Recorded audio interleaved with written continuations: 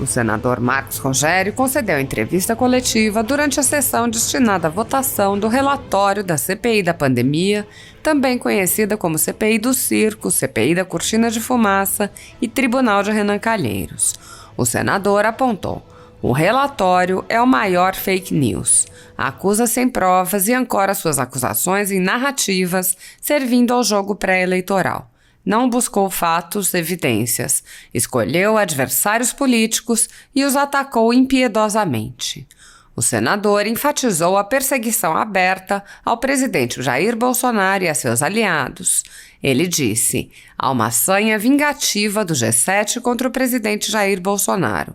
A CPI presta um desserviço ao Brasil quando apresenta no relatório uma farsa que vai servir ao jogo político, ao jogo eleitoral, mas não a uma investigação séria. Qualquer jurista comprometido com a verdade não tem como levar a sério o relatório apresentado por Renan Calheiros. O relatório representa um grande fake news processual. O senador também enfatizou os excessos e abusos cometidos contra os depoentes na CPI. Marcos Rogério disse: essa CPI se revelou um palco de abuso de autoridade. Bandidos foram tratados como pessoas do bem. Pessoas decentes, honestas e trabalhadoras foram tratadas como bandidas. Fizeram de Luciano Hang um gerador de empregos, um espetáculo circense. O brasileiro sério não consegue entender isso. É uma lógica invertida, perversa, que ofende a inteligência das pessoas. Não investigou o consórcio do Nordeste. Que pacto é este? Pacto com o crime? Pacto com os criminosos? Diante de evidências de conluio, organização criminosa, fraude, pacto pela propinagem. E a CPI disse não à investigação. O senador Marcos Rogério acrescentou: eu chego muito triste ao final da CPI pelo que vi aqui. Colegas se atacando, ofendendo os outros como se fossem adversários.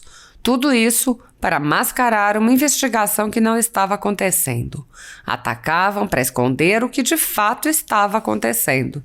Governador do Rio de Janeiro, caçado por roubalheira, aqui foi tratado como herói nacional. A CPI serviu mais como tribunal da vingança do que para mostrar um trabalho sério. É um final trágico e lamentável para uma CPI que deveria servir ao Brasil.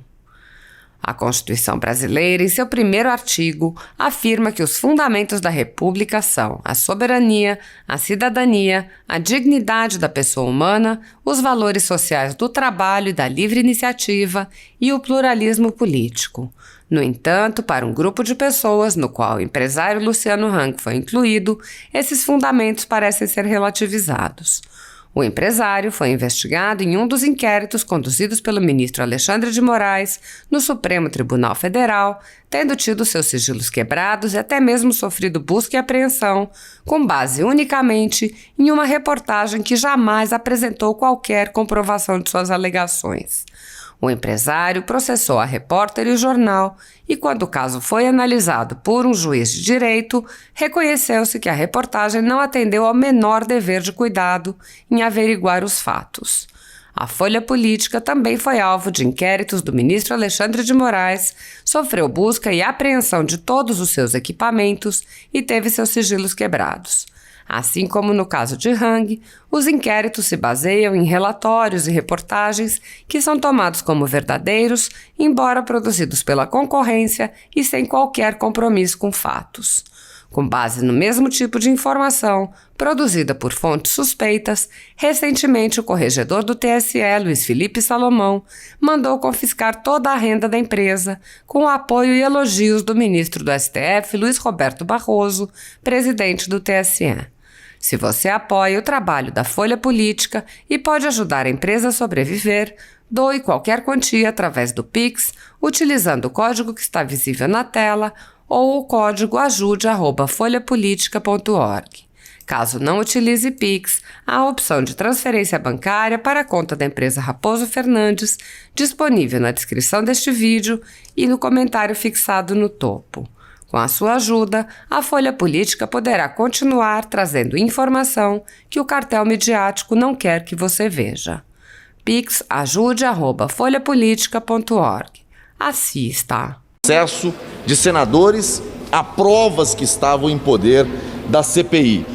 E o relatório, o maior fake news, porque o relator acusa sem provas e ancora as suas acusações em narrativas, servindo ao jogo pré-eleitoral. E um outro aspecto, a CPI não apurou fatos, não buscou evidências, ela escolheu adversários políticos e os atacou impiedosamente. Quem assistiu os trabalhos da CPI nos últimos 6 meses teve a impressão de que no Brasil só existe no Sistema Único de Saúde o Ministério da Saúde, o governo federal. Parece não existir a saúde municipal nem a saúde estadual. O sistema tripartite do SUS se revelou inexistente no âmbito desta CPI. Tudo isso em razão da sanha vingadora do G7 contra o presidente da República. Então, eu lamento, a CPI presta um desserviço ao Brasil quando ela apresenta como relatório uma farsa que vai servir ao jogo político, que vai servir ao jogo eleitoral, mas que pouco contribuirá com qualquer tipo de investigação séria. Qualquer jurista comprometido com a verdade e comprometido com a técnica de investigação não tem como levar a sério o relatório apresentado por Renan Calheiros. É um relatório, repito, que representa um grande fake news processual. Senador, foram 81 nomes colocados, indiciados, no relatório, entre eles parlamentares, empresários e 2 empresas, a VTC Log e a Preciso. O que o senhor achou desses nomes que foram incluídos? O que o senhor achou desse número de pessoas dentro do relatório? O relator estava com muita tinta na caneta, mas não tinham a robustez probatória necessária para enquadrar ninguém. Ele faz acusações sem provas, ele faz ataques a quem sequer foi investigado na CPI, indicia quem não foi ouvido, acusa parlamentares, constrange colegas. Esta CPI se revelou um palco de tortura, de abuso de autoridade. Nesta CPI, ao longo desses 6 meses, bandidos foram tratados como pessoas do bem e pessoas decentes, honestas, trabalhadoras, tratadas como bandidas. Cito aqui o caso da doutora Nise Yamaguchi. Alguém pode discordar do que ela pensa como cientista, como médica? Naturalmente que pode. Mas ela era merecedora do distrato, do constrangimento, da tortura, da maledicência que cometeram com ela aqui? Não. Empresários como Luciano Hang, convocados a essa CPI, um trabalhador, um gerador de empregos, um brasileiro, mas aqui fizeram dele um espetáculo circense. Então, essa CPI é uma inversão de valores. Essa CPI é uma inversão de valores, porque ela pega os bandidos e coloca no palco, e pega as pessoas decentes, de bem, e coloca como acusadas, como criminosas. O brasileiro sério não consegue entender isso. O brasileiro que acorda cedo, trabalha muito e dorme tarde, não consegue entender a lógica da CPI da pandemia, porque é uma lógica invertida, porque é uma lógica perversa, porque é uma lógica que ofende a inteligência das pessoas. Não dá para entender como é que a CPI, que nasceu para investigar o que aconteceu na pandemia, disse não à investigação do Consórcio Nordeste. Que pacto é esse? Pacto com o crime, pacto com os criminosos, diante das evidências de conluio, de organização criminosa, de fraude à licitação, de pacto pela propinagem. A CPI disse não à investigação do Consórcio Nordeste. Alguém considera o trabalho dessa CPI sério? Não dá. Não dá. Aí fica aqui rodando em círculo o tempo todo. Aí no final vai acusar o senador da República, o senador Reising. Podem discordar do Reising, não tem problema. Mas ele esteve desde o primeiro dia desta CPI, no começo como suplente, depois como titular, todos os dias, defendendo aquilo que ele acredita. Ora, para o que serve um parlamentar, um deputado federal, um senador da República, se ele não tiver liberdade para defender o que pensa, para vocalizar aquilo que ele acredita?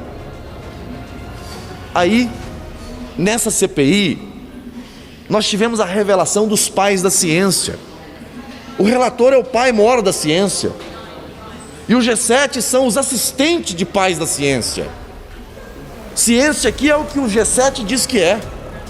Então eu chego ao final dessa CPI muito triste pelo que vi aqui.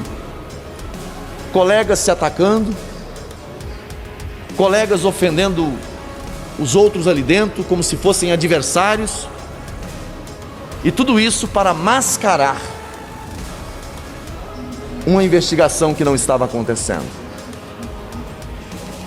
Quando atacavam, era porque queria esconder o que de fato estava acontecendo. Governador do Rio de Janeiro caçado por corrupção, por roubalheira escancarada, aqui foi tratado como se fosse um herói nacional. Mas outros brasileiros ilustres que vieram aqui, que são trabalhadores, foram tratados como se fossem criminosos.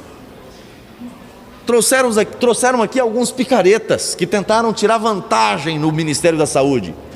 E aconteceram tentativas, mas nenhuma delas avançaram, nenhuma tentativa avançou dentro do Ministério da Saúde. O sistema de controle do Ministério da Saúde funcionou bem.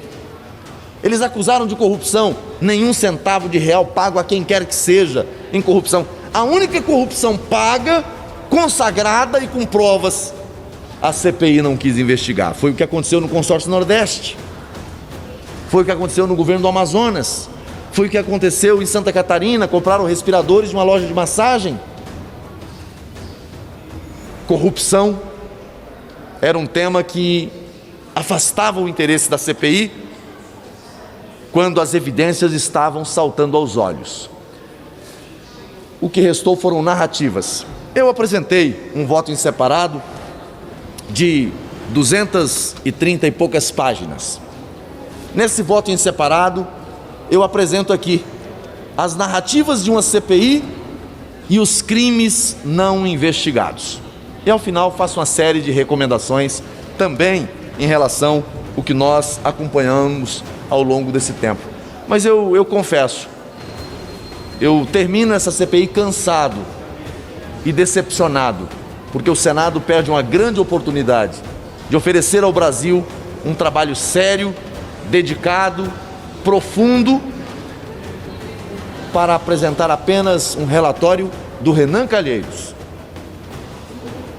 Essa CPI, na condução desse grupo, serviu mais de tribunal da vingança do que para investigar qualquer coisa que mostrasse ao Brasil algo minimamente sério. Lamento muito, mas esse é um final trágico e lamentável para uma CPI que deveria servir ao Brasil. Senador, em relação ao caso do senador Reis, que o relator senador Renan Calheiros acatou o pedido do senador Alessandro para que ele entre no rol dos indiciados. O que o senhor achou em relação a isso? Olha, eu lamento. O senador Alessandro provocou o presidente algumas vezes para enquadrar o senador Reising como investigado. Depois, hoje o senador Alessandro pede ao relator que indicie o senador Reising. Eu não vi o senador Alessandro Vieira fazer esse mesmo apelo para indiciamento do senhor Carlos Gabas, que é do Consórcio Nordeste, que inclusive representa o estado que ele representa nesse Senado Federal. Vi fazer um apelo para enquadrar um senador da República que na CPI, concordando ou discordando com ele, sempre defendeu suas posições, sempre defendeu suas teses. E por mais que alguém discorde, é direito dele defender. Então eu lamento que o relator tenha cedido a esse apelo, e lamento também que o senador autor desse pedido de indiciamento do senador Reisen não tenha tido a coragem, a decência de solicitar o indiciamento do senhor Carlos Gabas, do Consórcio Nordeste, porque aquele sim cometeu crime. Qual o crime do senador Reisen?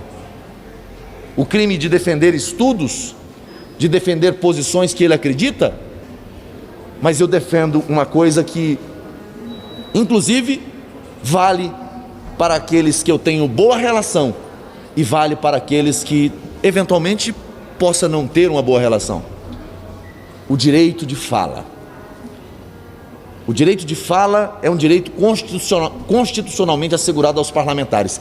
Se os parlamentares tiverem relativizados essa garantia constitucional que está no artigo 53 da Constituição, que é a imunidade de fala e de voto, se o parlamentar perde isso, ele não representa mais nada.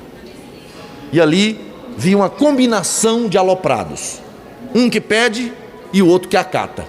Espero que isso seja desfeito, se não aqui na esfera competente, mas que não se prevaleça isso, sob pena de relativizarmos o tamanho da representação popular. O Reisen não é representante de si mesmo, foi eleito e representa o seu estado do Rio Grande do Sul no Senado Federal.